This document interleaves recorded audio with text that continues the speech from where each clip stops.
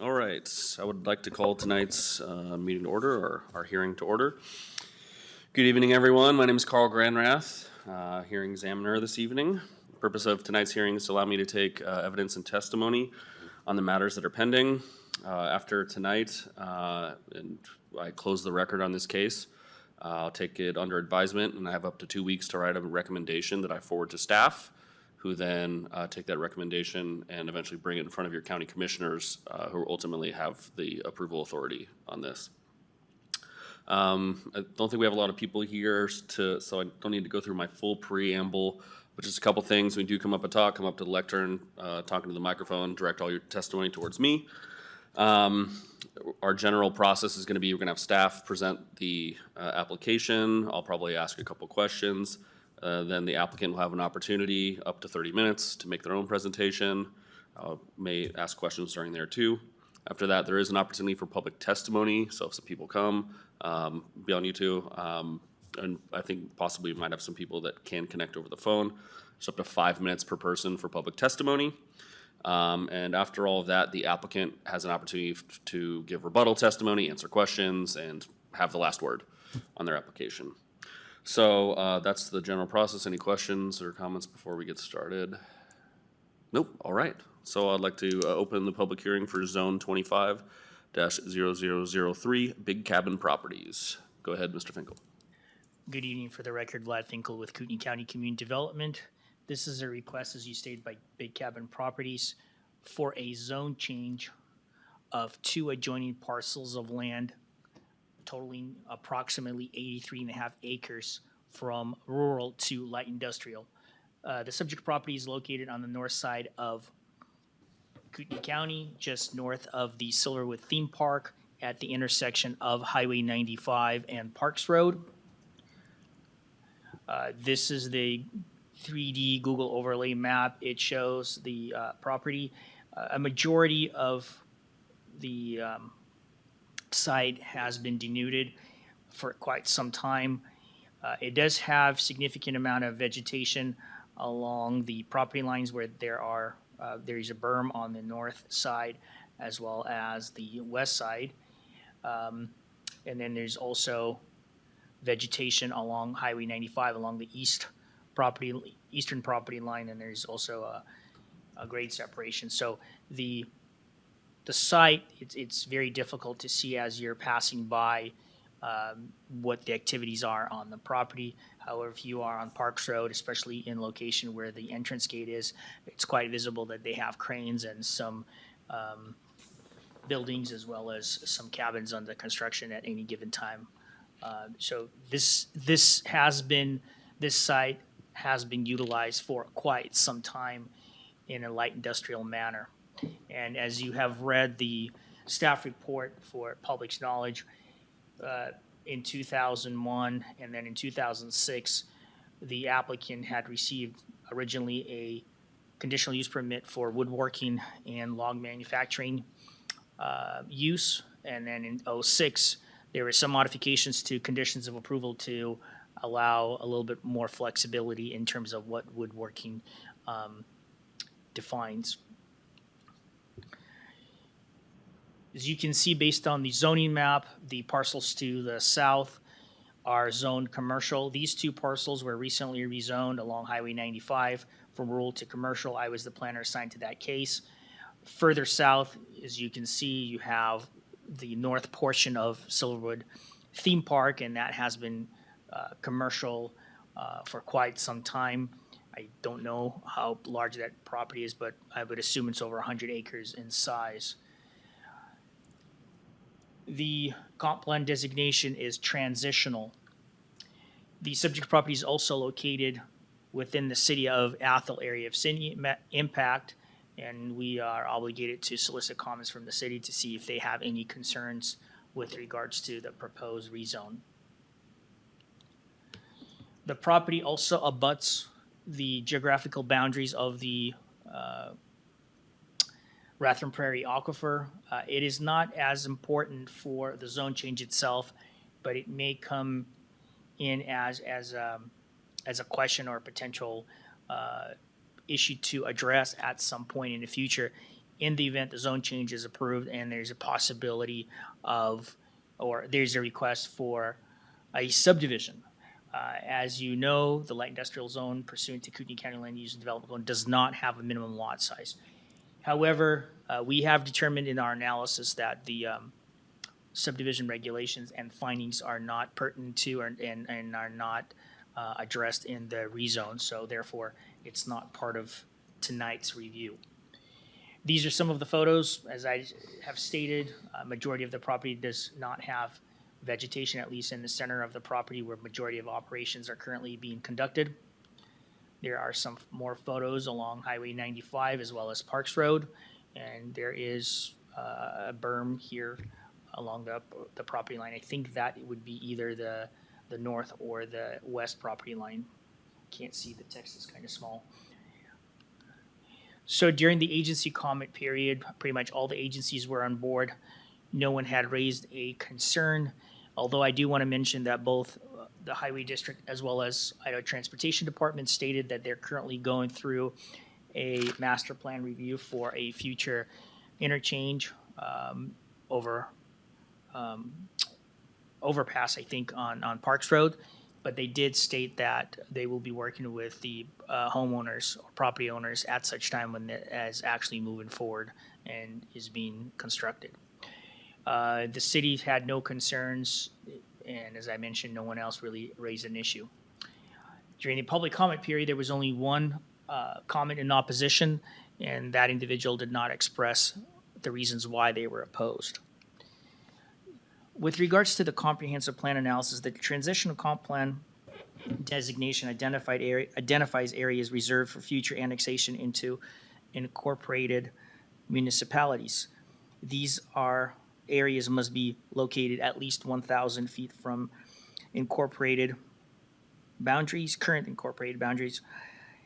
This designation permits limited development that can be easily redeveloped following annexation. By establishing transitional zones, cities can effectively plan and phase their growth based on the capacity to provide necessary facilities and services to support future development. The subject property is located a quarter mile away from the city limits and exceeds the 1,000-foot threshold for the potential annexation. Moreover, the city did not raise any concerns and basically had no issue with this project moving forward. With the remaining staff analysis, we find that the existing use of the site for the last quarter century is a good indicator that this site is clearly suitable for light industrial uses. The purpose of this rezone, as applicant has stated, is to allow more flexibility or allow other light industrial uses to come on board, whether on the same parcel or through the subdivision process. Newly created parcels would be owned by other entities, and they would conduct light industrial operations on those parcels individually. One of the things that we did discuss with the applicant is that with the proposed rezone, it's our understanding that there would be no reason to have the existing conditional use permits in place. They should be considered null and void because the light industrial zone would render the existing use of the site as a by right use, and it would just have to continue complying with the performance standards of the light industrial zone. The site is considered suitable for light industrial zoning due to its historical usage, proximity to a state highway and railroad tracks, so it's got great access for large vehicles to deliver goods or material to the project site. It's also adjacent to other more intensely zoned parcels being commercial south of the subject property. There is at least one light industrial parcel further north, some distance away. Staff does not consider the proposed rezone as spot zoning as it formalizes the property's long-established use. While the light industrial zoning would remove the current 5-acre minimum of lot size requirement, any future subdivision application would undergo a separate review, whether it's through a minor or major subdivision process.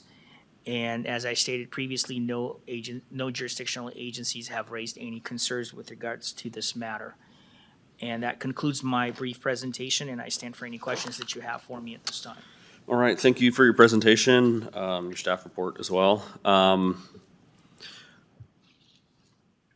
guess I'm following and kind of agreeing with a lot of your reasoning as well, but I guess to broaden it out, because this is a rezone, and so we need to at least explore a little bit the potential uses that could be allowed by right if it is completely rezoned instead of site-specific for a CUP, which says, yes, this specific use is compatible with the area. So given the full slew of potential by right uses in a light industrial zone, do you think that there are potential uses that maybe wouldn't be a good fit for this location? Or perhaps that there's already a lot of like site work, the vegetation and the berms that are gonna kind of mitigate any potential mismatch if there is a more intense light industrial use that goes into the future, maybe even 30 years from now?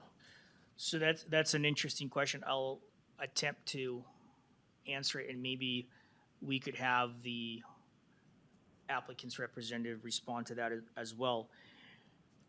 I think the existing landscaping on site, having vegetation, having berming, does provide for a visual buffer, and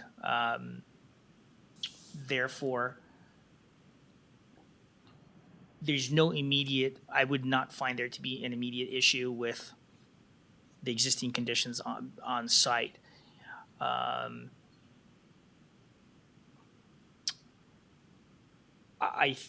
find that the location of the property being next to a state highway and sandwiched between the railroad tracks and a state highway, the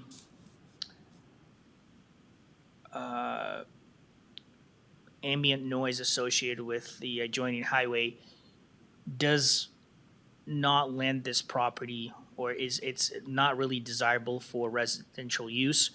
The reason I say this, for instance, if the applicant were to basically terminate their use of their woodworking business and they would revert back to just residential use, I think that the location of this property is not really conducive to residential structures. And it makes sense that historically, at least since I've been with the county, parcels along state highways have been rezoned to more intense zoning classifications because they have great access for whatever the use may be, and moreover, it makes it more desirable and more suitable for those types of facilities, either commercial in nature or light industrial, to go along the state routes. With regards to a specific use that may cause there to be an issue, I think in the event there's a new light industrial use that does come into play, we would, and they apply for building permits, at that time we would have the agencies chime in, such as the highway district, ITD, fire department, or Panhandle Health, to address any impacts associated with the proposed intensification of the site. As it relates to compatibility, that's always a tough question because you just never know. And so I don't really have a good answer for you in that regard. No, it's okay. I appreciate your answer, and that was some good, helpful information. But something I think has to be considered, of course, when you're doing a full rezone, as opposed to the site-specific CUP or use-specific CUP. Okay, thanks. That's the only question I had for you. I'll bring the applicant on up.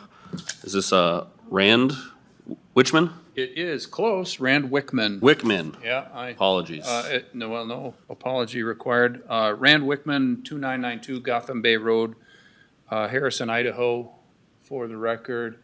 And surprisingly enough, we've both been doing this for quite some time now, and this is the first time I've ever been in front of you, Mr. Hearing Examiner. So I hope I don't disappoint. Likewise. Good evening. I'm happy to be here tonight representing Big Cabin Properties, which is the property owner in this request. Vlad covered it very well. I'll just touch on a few things. As Vlad stated, the site has been used by the owner's log home and woodworking business for about 20 years now, maybe a little better than 20 years under that conditional use permit. This zone change simply provides better alignment between the zoning and the existing use, but it also gives us the ability to make more efficient use of the site. It would allow for additional light industrial uses at the site that might otherwise locate elsewhere in Kootenai County in less compatible locations in northern part of the county. And that really gets to part of your question there. There are some uses in the light industrial zone, racetracks is the one that comes to mind. Well, guess what? There is no market for making money on racetracks. There is huge market demand for smaller light industrial sites where a contractor can have, his shop building, his office, have his employees come to the site, pick up their stuff for the day, go out, whether it's a builder, an electrician, whatever, go out, do their thing, come back, leave their work van and head for home. And there is much greater demand for that kind of use than there are places to satisfy that. And it's things like that that the owner envisions, attempting to accommodate on this site. His woodworking and log use or log home use would stay, but it can be, if you've been out to the site, it certainly can be consolidated somewhat. He's spread pretty well across that site, and there's room to make room for neighbors out there, without a doubt. This site has significant advantages over others because of its location, as Vlad indicated, next to Highway 95.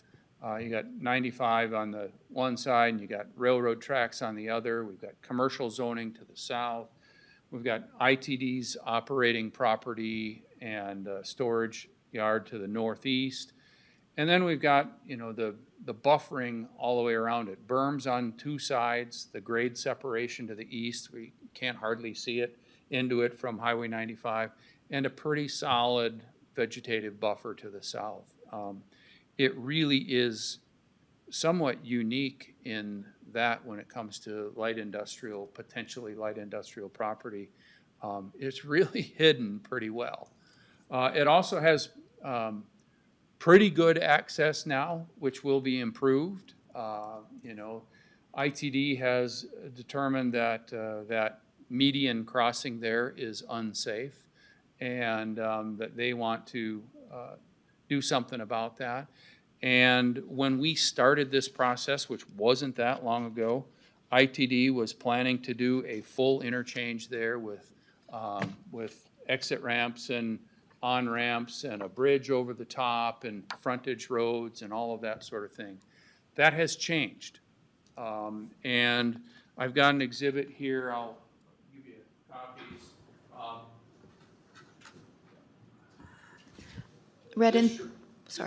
Read into the record is AG 1001. This shows this is the current design for improvements at that intersection. And this came out in mid-August or something like that. And so what it shows and is basically what they are proposing now is because of cost reasons, they are scrapping the bridge and they are scrapping some of the frontage roads. So they're keeping the frontage road that goes to the north on the west side. That's part of the Lakes Highway District project, is also working west of this site to do some improvements to Old 95 west of the site. And so they're keeping that linkage, which will tie it in all the way up to Highway 54. There, as you can see, that's on the west side. On the east side, they're building connecting the frontage road from Lawrence, which is where the Silverwood RV Park is there. It dead ends kind of at Silverwood's RV Park. They're going to bring that all the way up to Parks Road, which will be a welcome change there instead of that dead end on Lawrence Road. And then they're going to improve Parks west of this to connect to the Lakes Highway District project. And they're going to close that median and make it right in, right out only. And so that will improve safety at that. All of that probably gets done without needing any right-of-way from the applicant, although the applicant has met with the Lakes Highway District and said, look, we're happy to work with you on right-of-way purchases and all of that. And they decided it was, because this is already light industrial ground, it's frankly cheaper for them to buy residential ground on the north side. And that's probably what they're going to do for the little bit of right-of-way.